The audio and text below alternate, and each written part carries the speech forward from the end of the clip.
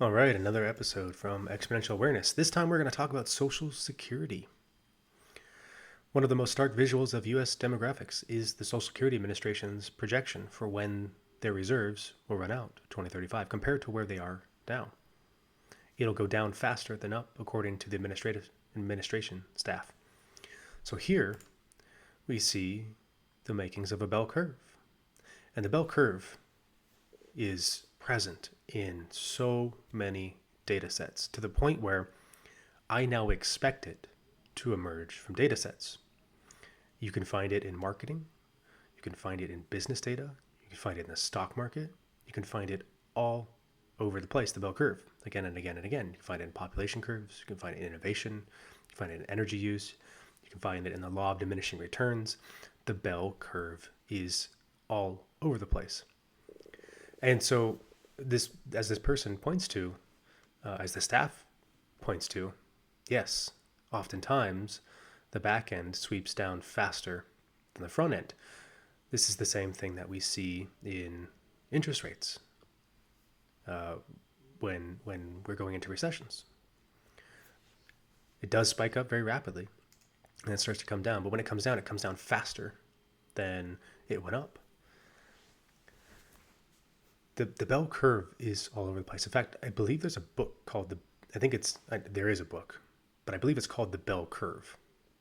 I don't know if that was the subheader or the main header, but essentially this guy spent a lot of time demonstrating how the bell curve is all over the place, from IQs, from the intelligence of a voter, from voting patterns.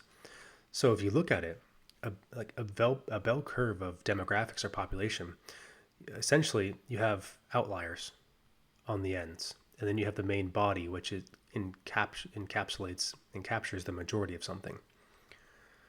But this is the law of diminishing returns.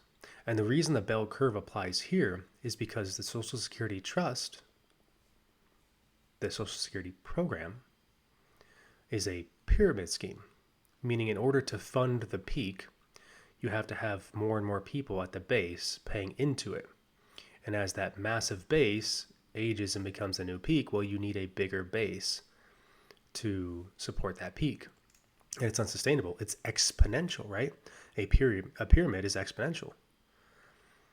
And so you can't sustain the pyramid scheme. You need a ever-growing bigger base and an exponentially growing bigger base to pay for the top. And we see the opposite happening with birth rates and populations in the West. Birth rates are plummeting all across the West and are nowhere near replacement rates.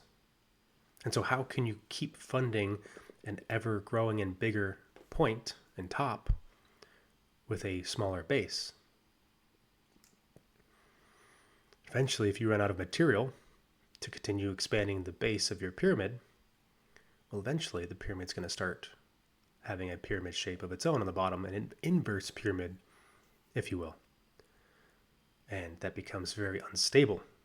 It'd be like having a pyramid standing upright and an inverted pyramid pointing down and trying to balance it on its tip. It would be very unstable, very difficult to balance. And so that is why I bring this up. You can go look at data sets, go look at patterns again and again. The bell curve will come out. It's undefeated. The law of diminishing returns. Undefeated. And that's all I have for this episode.